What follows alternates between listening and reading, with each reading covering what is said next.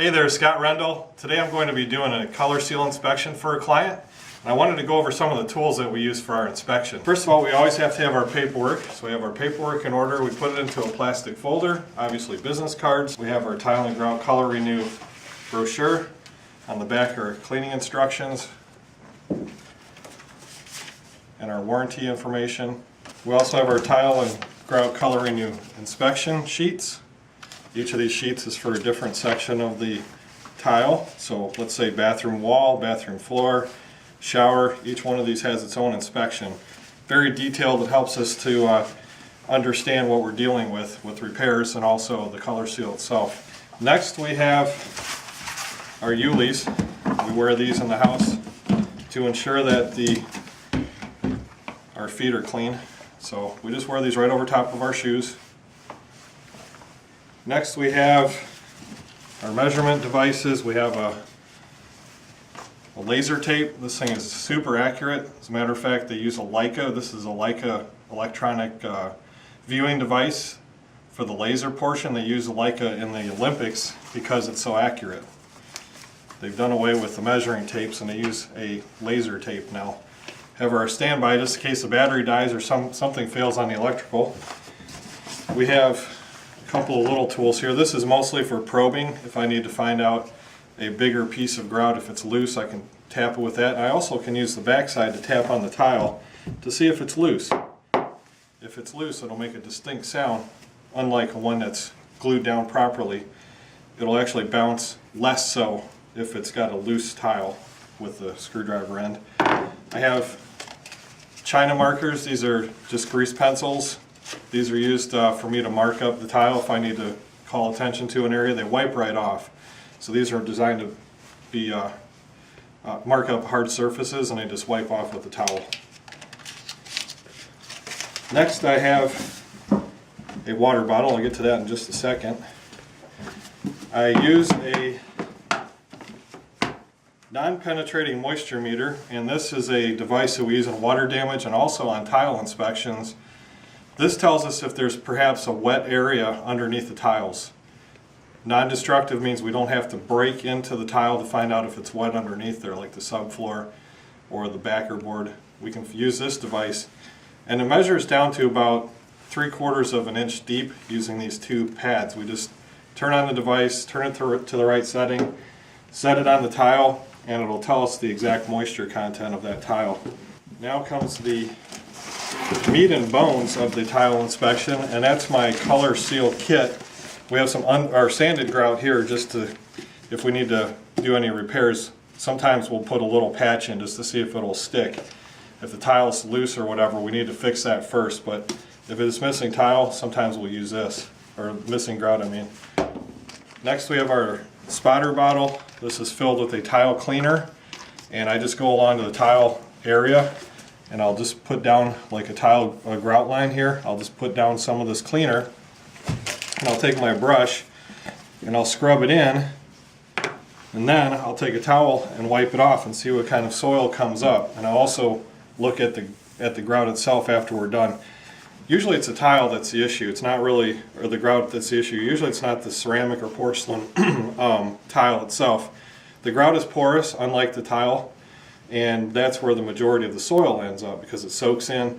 You use a mop or a squeegee, mop itself, and it causes a squeegee effect where the strings of the mop, if you use a cotton string mop, will actually rub against that grout line and pull the soil and water off, because you never just take a string mop and just dunk it in once, wring it out, do your cleaning, dump the water out, refill the water. Nobody ever does that. So the second time you dunk it into that water, you just contaminated that clean water. Just imagine you're wringing it out and doing it over and over again. Now you've got soil from the tile that you're cleaning into the water, and you're just distributing that soil back around. So we want to see how much soil comes out, especially in the grout line, the tile, because it's impervious to water. Stone is different. We'll also check that if it's stone. We'll check this is safe for both stone and tile. Okay, then we have another inspection kit here. This is actually for probing little grout. This is simply a wax carving set. and we just take out the proper tool. You can use any of them. I like the paddle ones, and I also like the sharper ones, the little ones like that, so I can get real down deep in there and see if there's any sponginess to that grout. We have to make sure that that grout is in good shape before we start, because bad things can happen if it's not a good grout install. Okay, next we have, I just have like a little paper stick-it note kit, just in case I need to come back, write a little note on a tile and show the client. Another brush. I have a little measuring ruler here, and this is for me to look at the grout width. I can just quickly go to the grout width. See, if I use a big thing like this, I have to kind of go to the first bigger mark. And it's hard to read with all these lines here at a distance. So, but if I put this guy down, I can see at a quick glance, this is 1/16. I can see 3/16, I can see a quarter very quickly. So I like to use this to measure the grout widths. Next up we have our color seal itself. There we have 12 different colors to choose from, and we'll simply take the closest. Let me show you a little, almost forgot about this, our little color palette. We'll lay this in the grout line. So imagine there's a grout line right here. We'll lay this in the grout line and best match that grout line. We can get very close with one of these 12 colors. And if we're doing the whole thing, like we always do, we'll do the whole floor, the whole wall, or both. Then all the grout will look even with the color that we've selected together, the client and us. After that, I take, these are all matched up to the colors that we have. So let's say that it's smoke gray. I'll take, the best match is smoke gray. I'll simply take the smoke gray and just squeeze it onto the grout line like this. And I'll just take a little dab like that and swirl it around just to get it side to side in the grout line real good. Then I'll let it cure for just a couple of minutes. If I let it sit there for too long, the problem is it sticks. It's considered a permanent fix or a permanent stick. And if we leave that in there, that color in that spot is always going to be that color.